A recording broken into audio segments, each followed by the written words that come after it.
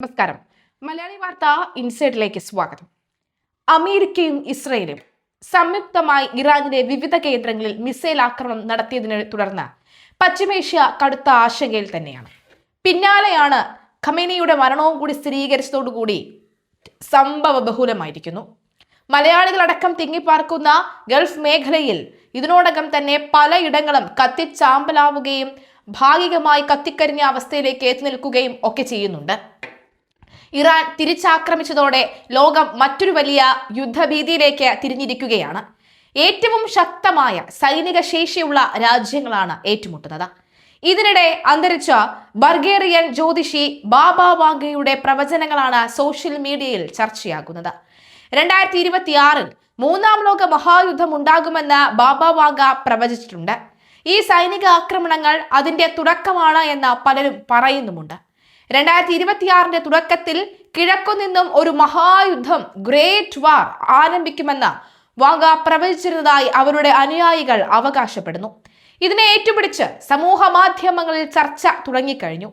1996 അന്തരിച്ച Bulgarian പ്രവാചകയായ Vanga 2026 തുടക്കത്തിൽ ലോകത്തെ പിടിച്ചുകുലുക്കുന്ന ഒരു വലിയ യുദ്ധം ഉണ്ടാകുമെന്ന് നേരത്തെ പ്രവചിച്ചിരുന്നതായും ആ യുദ്ധത്തിനാണ് ഇപ്പോൾ തുടക്കമായിരിക്കുന്നത് എന്നും തരത്തിലുമാണ് സമൂഹ മാധ്യമങ്ങളിലെ ചർച്ച.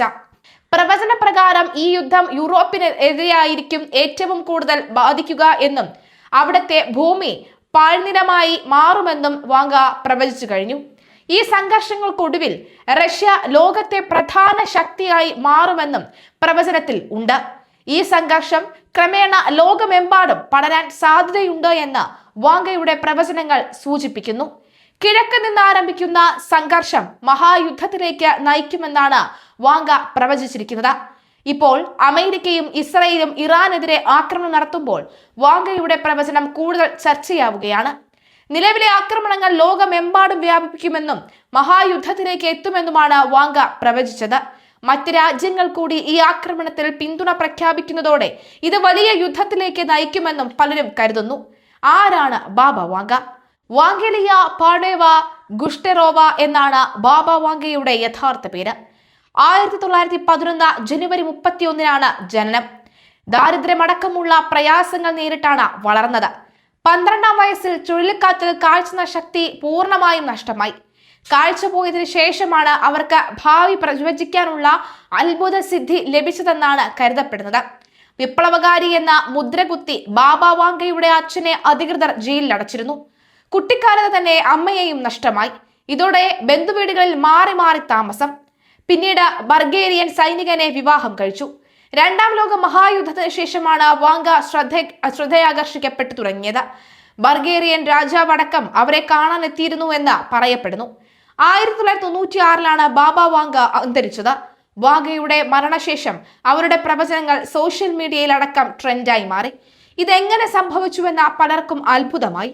പല സന്ദർഭങ്ങളിലും അവരുടെ പ്രവചനങ്ങൾ ജോലിക്കാർ എഴുതി സൂക്ഷിച്ചിരുന്നു എന്നാണ് പറയപ്പെടുന്നത്.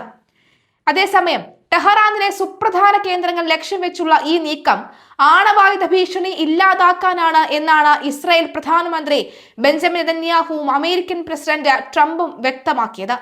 ഇറാനിലെ പരമോന്നത നേതാവ് അയത്തുള്ള അലി ഖമനേയുടെ ഓഫീസിന് സമീപം ആദ്യ ആക്രമണം നടക്കുകയും പിന്നീട് ഖമനേയുടെ ഓഫീസ് തന്നെ നിലംപതിക്കുകയും ഒക്കെ ചെയ്യുകയും ചെയ്തു.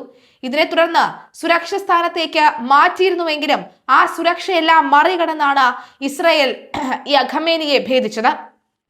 നിലവിൽ ഇരു രാജ്യങ്ങളും തങ്ങളുടെ വ്യോമപാതകൾ പൂർണ്ണമായും അടച്ചു കഴിഞ്ഞു. ലോകമെമ്പാടും വലിയ ഭീതിക്ക് കാരണമാക്കി. നിലവിലെ ഈ സാഹചര്യങ്ങൾ ബാബ വാങ്കയുടെ പ്രവചനങ്ങളുമായി ഒത്തുപോകുന്നതാണ് എന്ന് സോഷ്യൽ മീഡിയയിൽ പലരും അഭിപ്രായപ്പെട്ടു കഴിഞ്ഞു. അമേരിക്കൻ പ്രസിഡന്റ് ട്രംപ് യുഎസിന്റെ സൈനിക നീക്കത്തെ ന്യായീകരിക്കുകയും ഇറാനിലെ ജനങ്ങളോട് തങ്ങളുടെ ഗവൺമെന്റിനെ ഏറ്റെടുക്കാൻ ആഹ്വാനം ചെയ്യുകയും ചെയ്തു. അതേസമയം US ഇസ്രായേൽ സംയുക്ത ആക്രമണത്തിന് മറുപടിയായി ഇറാൻ ഓപ്പറേഷൻ ട്രൂ പ്രോമിസ് 4 ആരംഭിച്ചു കഴിഞ്ഞു. US നാവികസേനയുടെ കപ്പലുകൾക്കും സൈനിക താവളങ്ങൾക്കും നേരെ ഇറാൻ ആക്രമണം നടത്തിക്കഴിഞ്ഞു.